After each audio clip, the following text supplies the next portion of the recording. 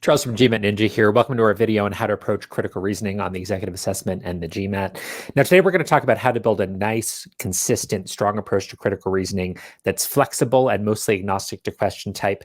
As we design this video, we have two different kinds of people in mind. Number one, if you're brand new to the GMAT or the EA, haven't done a lot of critical reasoning yet, perfect. We're going to help you build some really, really good habits and really good processes right from the start.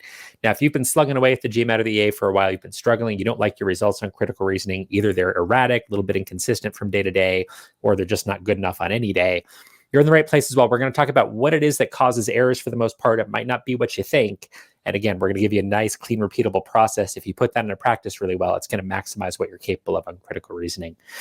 Now, this video might not be exactly what you expect out of a critical reasoning resource. Typically, what you see is that we're going to organize critical reasoning videos based on question type. Hey, here's a video or a chunk of a video about assumption questions. Here's another one about strengthening questions. Here's another one about boldface questions or whatever. Now, I've been tutoring GMAT for more than 20 years, and one thing that I've learned slowly, maybe over the years, is that that's not where errors come from. The issue isn't that you don't know what to do on a strengthened question. You know what that means logically.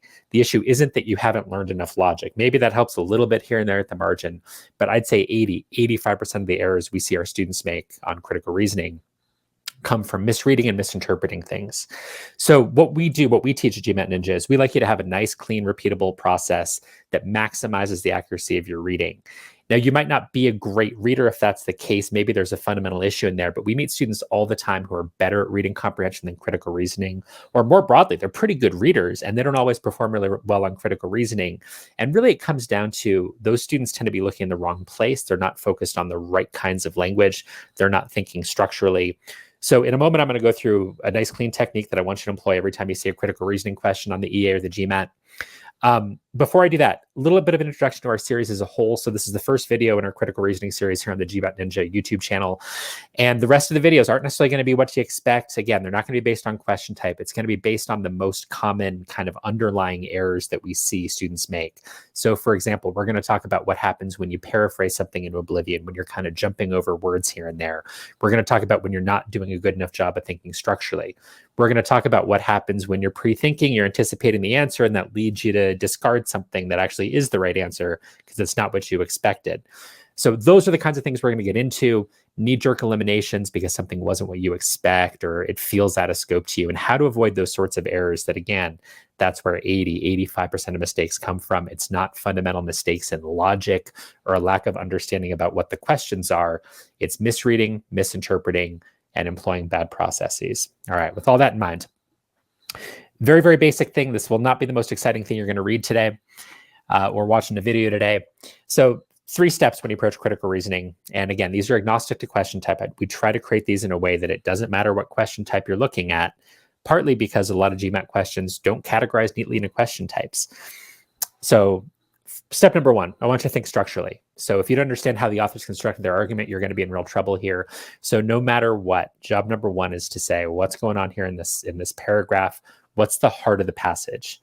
A lot of the time, that heart of the passage will be a conclusion, but it might be something else. It might be a paradox, in which case you're looking for thing 1 and thing 2 that seemingly contradict. It might be something like a hypothesis, or you get all sorts of questions that are phrased in funny ways. Which of the following, if true, would most indicate that the government's plan will achieve its stated goal? Okay, well, you better get the government's plan. You better get the stated goal. GMAT, EA, both very creative about how they phrase these questions. If you're trying to lump everything into question types, you're going to make mistakes. You're going to miss the point. So however the passage is structured, if there's a conclusion, yep, you better find that. That's what we mean by heart of the passage. If there's not a conclusion, but there's something else the question hinges on, a paradox, a discrepancy, a hypothesis, something like that, get it. Make sure that you're getting that exactly the way the author intended it. So step 1, find that heart of the passage, think structurally. Step 1A, their words are your words. I want you hearing that in your head every time you do a critical reasoning question. Hey, I think this sentence right here is, for example, the conclusion. Is it their words or my words? Because if you're struggling on critical reasoning, I can almost guarantee that sometimes you take that conclusion, that paradox, that discrepancy, that hypothesis, and you paraphrase it into oblivion. You take the language for a walk just a little bit.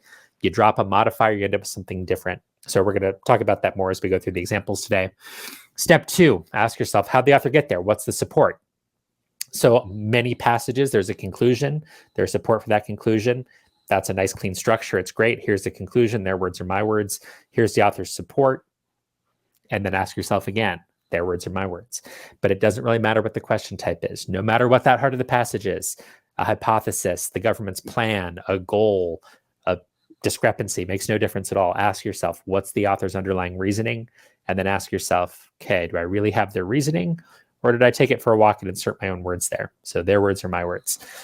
Step 3, don't fall in love. One of the easiest things to do in critical reasoning, and very often one of the big drivers, if you're seeing a big gap between your critical reasoning and your reading comp, if you're better at reading comp than critical reasoning, odds are pretty good that what might be going on is that you see an answer choice. It's something that resonates with you maybe, or it's kind of what you expected. It looks right, and you lunge at it, you pick it, and you don't really look at those remaining answer choices. I don't want you to do that. I want you to cross elimination religiously every single time. So I want these guys on your page every single critical reasoning question you do. And I want you finding 4 wrong answers, not 1 right answer. Because a lot of the time that answer that looks really great to you, maybe you jumped over a word, you misread one little thing that makes it not quite a great answer. There's something else that feels out of scope, feels irrelevant, whatever, and it's really the right answer. I see people do this all the time. No, it's not A. B is exactly what I was thinking. I love it. They don't really read C, D, and E. Don't do that. What I want to see instead is you hang on to B and you methodically go through the rest, and you don't stop until you found 4 wrong answers. The 5th one, obviously, at that point is your winner. All right, with all that in mind, one quick note. One of the things I hear from people all the time, hey, how do I get faster? Or what I'll hear is, well, no, I don't have time to make sure I have the author's exact words. I don't have time to take all these steps because I need to go faster. I have a speed problem. Don't confuse speed and efficiency. As soon as you start going, I'm going to speed up, I'm going to do critical reasoning faster, that's when you misread more. You're going to jump over those little modifiers that change everything. For example, if the conclusion is X is a good solution to our problem, and you jump the word good, you're in trouble. X is the best solution to our problem. X is the only solution to our problem. X is a solution to our problem. Very, very easy to see how one little word can change everything. If you start accelerating, trying to go too fast, you're going to jump those little modifiers, get yourself into all kinds of trouble. So what I want you to do is do this methodically. That's what allows you to slice through the answer choices faster. If you've been really, really thorough, really clean, really precise in how you've analyzed the passage, both structurally and making sure that you have their language and not yours, then you're going to slice through those answer choices so much faster. Over time, it's going to make you more efficient. It's going to make you faster. I never want you to think, hey, I'm going to read faster today. I'm going to answer faster today. Instead, I want you to think, how can I develop processes where I do the same thing every time? I do it with full energy, and it's efficient, because if I understand that passage thoroughly, I'm not going to waste time going back and forth. Answer choices, passage, answer choices, passage. So everything I'm trying to teach you here, geared towards building efficiency. One last quick note. Other thing I'd ask all the time, should I take notes on critical reasoning? Honestly, I'm pretty agnostic to that. You're going to see me doing it on the board here, just so you can see my thought process as we go through 3 questions. I don't really care if you're doing that on your page when you're taking the GMAT. If you're writing a bunch of notes and it's kind of brain dead and you're just kind of writing stuff, maybe not the best thing for you. If it helps you to write notes, fantastic. If it helps you write just a little bit, fantastic. Figure out what works for you. Different strokes for different folks. If you're kind of knee-jerk writing too much, you're going to get yourself into trouble. All right, with that, we're going to go through 3 questions today. All official questions from either the GMAT or the LSAT, which is extremely similar to the GMAT and EA in terms of the structure of the questions.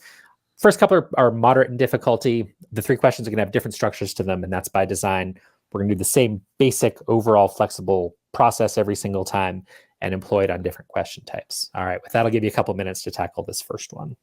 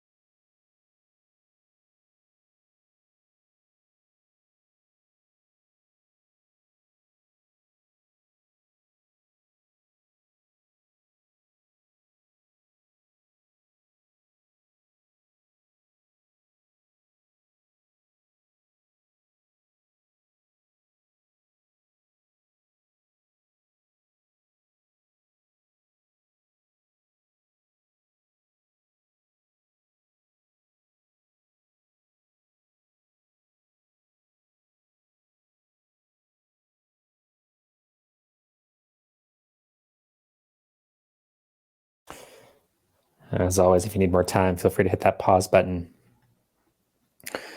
Okay. First question here, give you a nice straightforward structure. You see the word therefore, you know conclusion's coming. So again, at the beginning of the video, I talked about heart of the passage because depending on the question type, could be almost anything. Not every passage has a conclusion.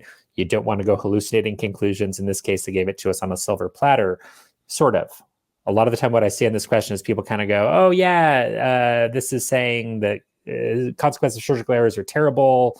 So you need to have a competent surgeon. General surgeons are competent, therefore hire a general surgeon. Now, that's not what it says. Let's be really precise with this. And that's what's going to make it insulate you from those bad errors. Okay, what do we have as a conclusion here? As written. Surgery at the hands of anybody, anyone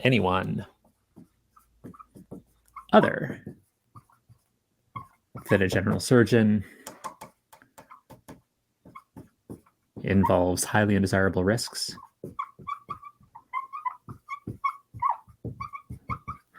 Okay, if that's what you have as a conclusion, whatever you might have as a conclusion, then ask yourself their words or my words, make sure you verify. You jump over one little modifier, maybe something like highly undesirable ends up mattering in the long run. You can get yourself into trouble, so just verify. Surgery at the hands of anyone other than general surgeon involves highly undesirable risks. Other than my heinous handwriting, we've got it. Now why? How'd they get there? Really, it's that second sentence, right? So general surgeons have special training and expertise.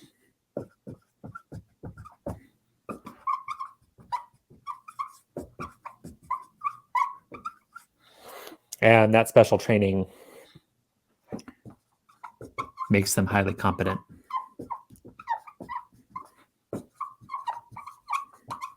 to perform surgery.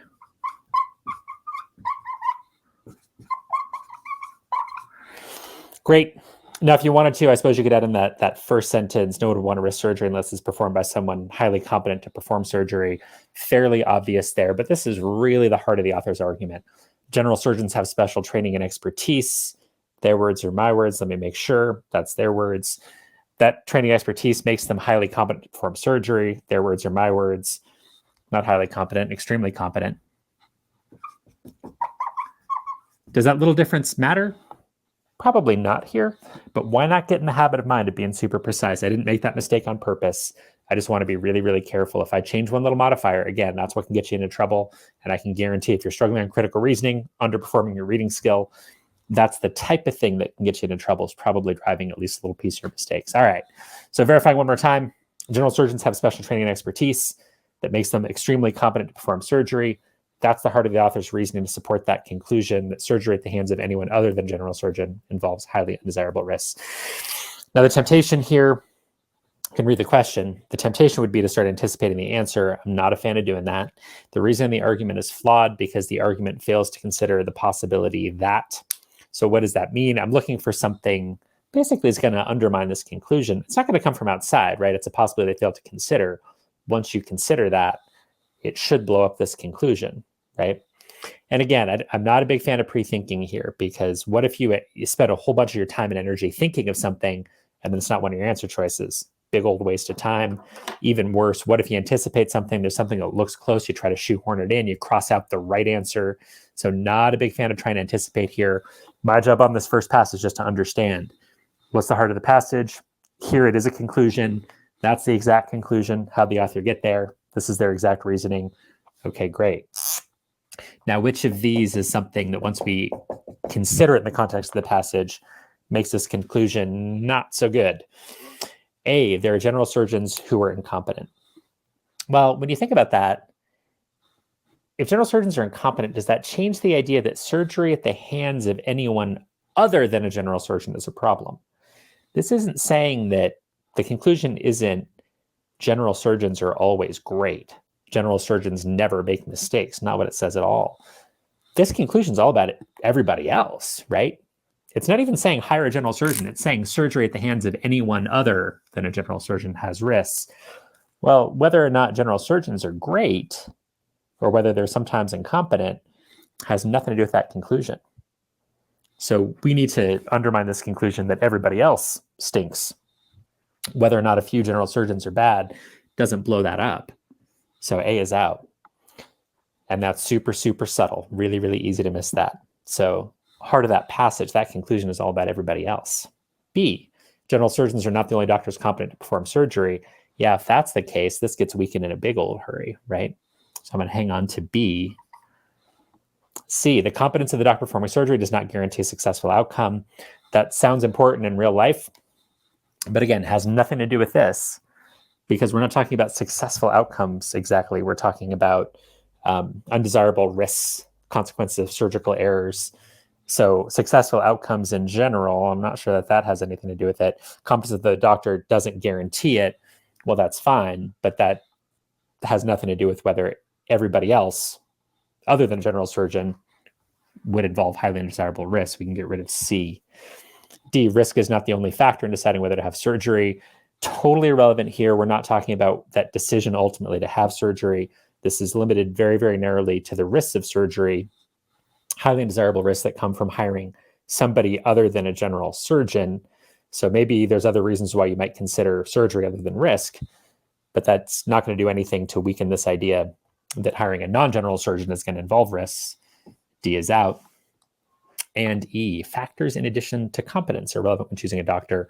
Yeah, that's great. So other things matter, but our scope here of this conclusion, limited very, very strictly. Surgery at the hands of other people involves highly undesirable risks. It doesn't really matter why we choose a doctor in general. We're just interested in what causes those undesirable risks. Is it having a doctor other than a general surgeon performing the surgery? So for that reason, E has nothing to do with the conclusion and it's out. And B is our winner. All right, nice, moderately difficult question. Next one, totally different structure. 2 more questions to go. Go ahead and take a look.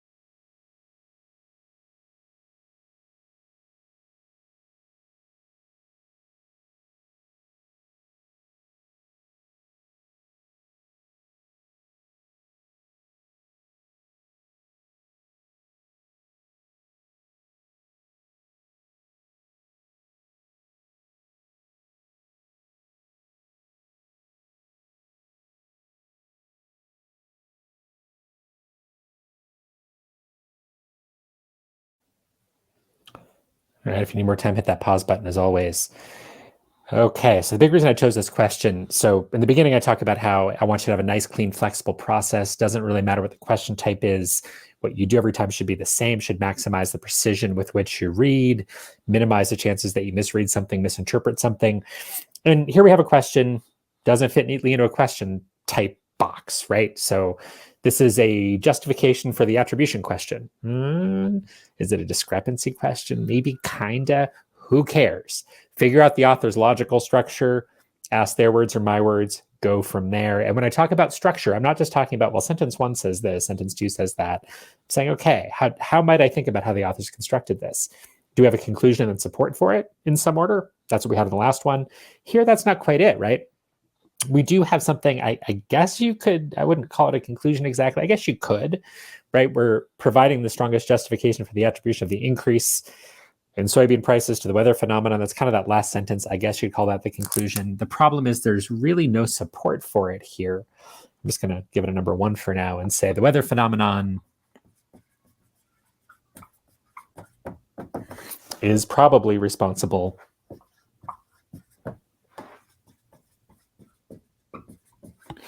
for that increase in the world price of soybeans, for the increase in world price of soybeans. Okay, but the rest of what you have in the paragraph, it's not support for this, right? It kind of goes the other direction. So you could say, well, maybe what we have structurally is, you want to call this a discrepancy or a discrepancy or a paradox kind of structure. That's fine. I don't care what you call it. Call it Bob, call it Dweezil. I don't care.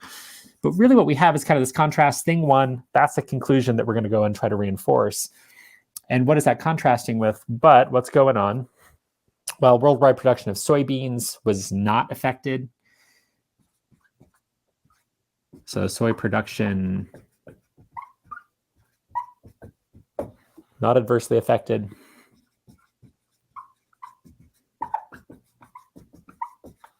And if anything, last year's soybean crop was actually slightly larger than average. I'm just going to say the soy crop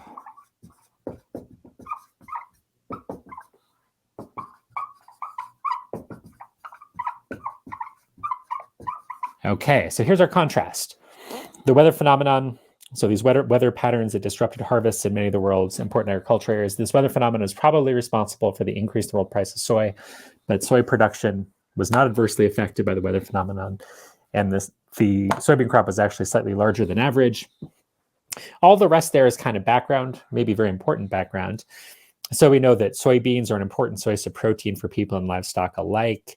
We know that the global disturbance of weather patterns disrupted harvests in many of the world's important agricultural areas. Okay, great. But this is the heart of the author's structure, right?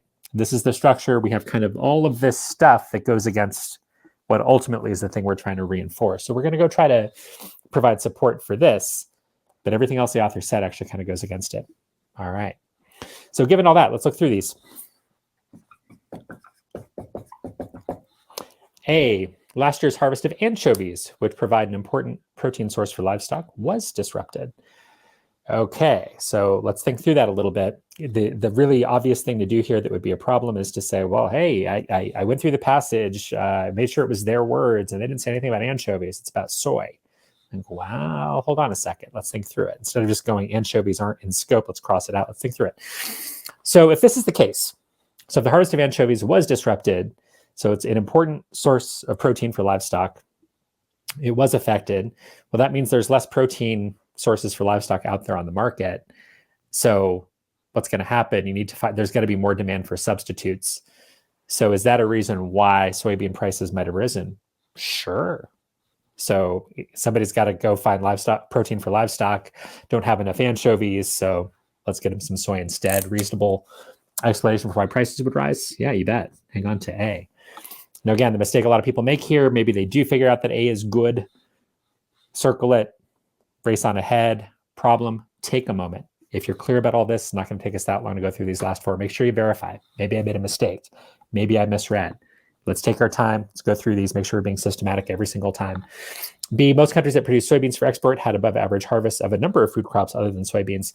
Okay, that's totally fine. But the other food crops, if we don't know what they are, no reason why this would help explain an increase in soy. And if anything, if you really want to kind of say, well, what if those are things that substitute for soy? Well, fine. Then that's going to indicate that there's more competition, other crops you could substitute for soy, let's say in livestock feed. So if anything goes in the opposite direction, at best it's irrelevant. Those other food crops don't matter here. At worst, it would cause soy prices to go down. And you could also kind of argue here that, well, most countries, well, what does that mean exactly? It doesn't say anything about the overall harvest. Maybe a handful of countries are dominant in these crops, but really no reason to like B. It's either irrelevant or it's actually going to go against this. So B is out. What about C? The world price of soybeans also rose several years ago, immediately after an earlier occurrence of similar global weather disturbances. Well, that's great, but that doesn't, so just because that happened once before, it doesn't really tell us why it would happen this time when we know that soy prices or soy production this time wasn't affected. So maybe that wasn't the case a few years ago when soybean prices rose. Just because they did before doesn't give us any support for why this would happen this time, especially given all this stuff, right? Again, think about the structure of the passage, all these reasons why soy prices probably shouldn't have risen. We actually grew more soy overall worldwide. So C doesn't help us with that. Just knowing what happened 3 years ago doesn't help us at all to explain why, despite all these conditions, soy prices rose this time. C is out. D, heavy rains attributable to the weather phenomenon. Improved grazing pastures, allowing farmers in many parts of the world to reduce their dependencies on supplemental feed. Okay, well, that's great. So if that's the case, so improved grazing pastures, that means you don't need as many supplemental feeds, which means you don't need as many soybeans. So less demand for soybeans. What's that going to do? It's going to depress prices for soybeans, if anything. We see the opposite happening. So D actually takes us the wrong way.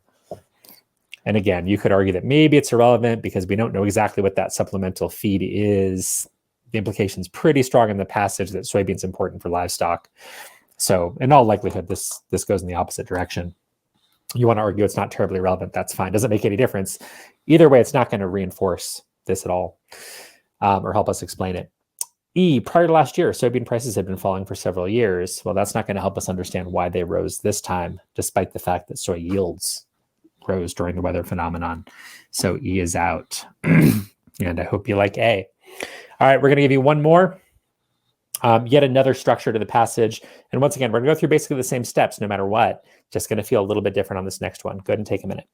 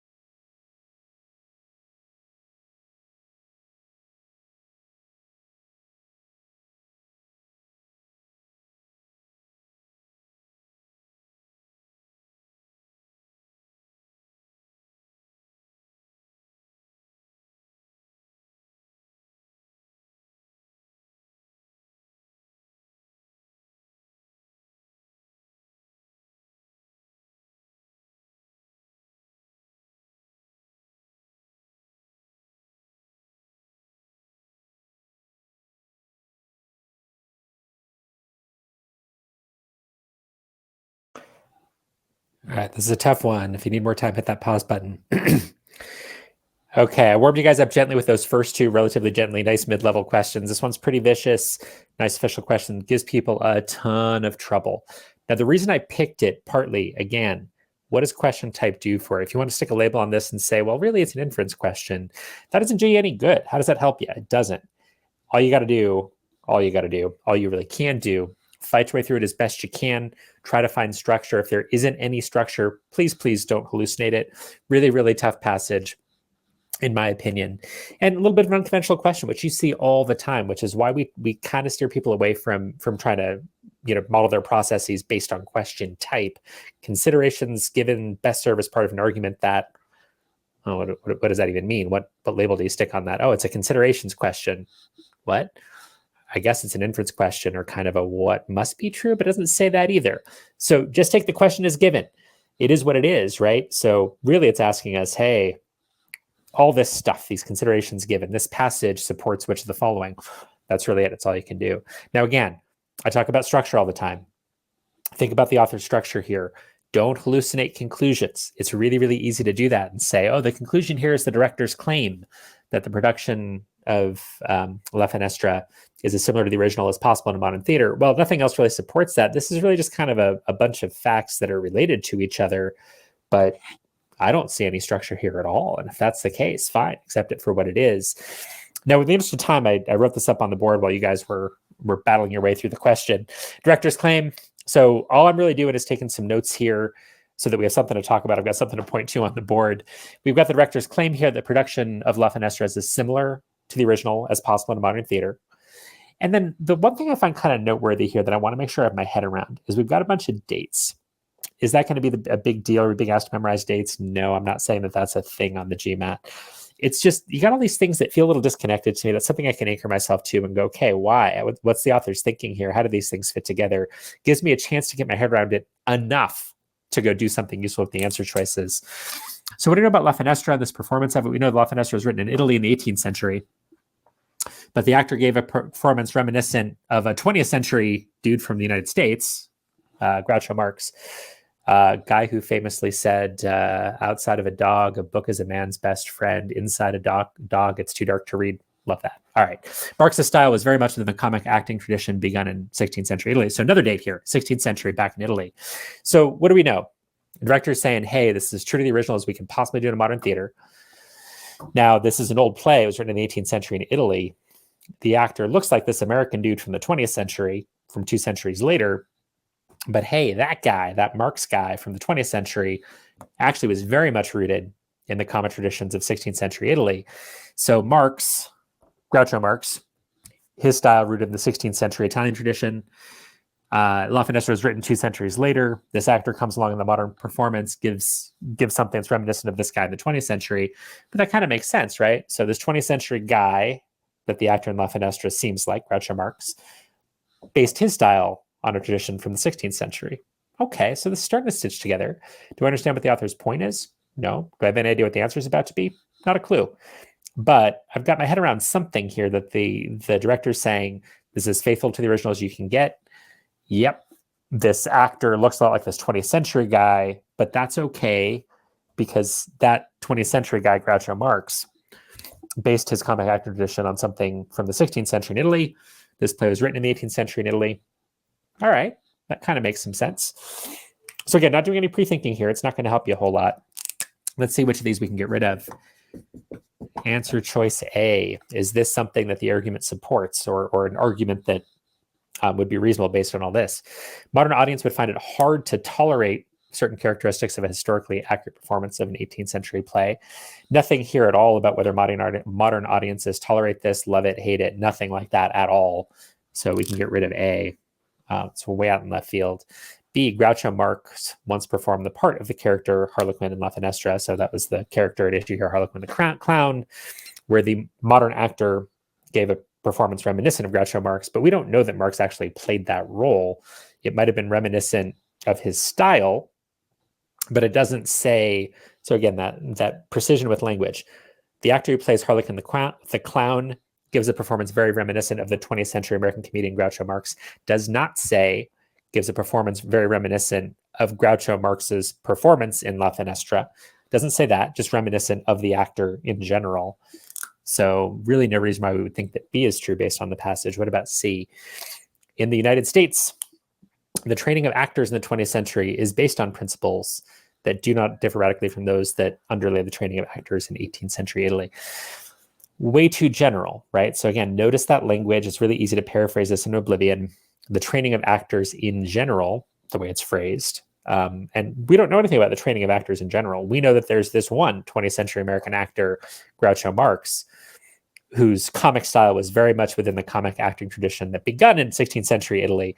Does that mean that the training of actors in the United States in the 20th century is based on those same things? Not at all.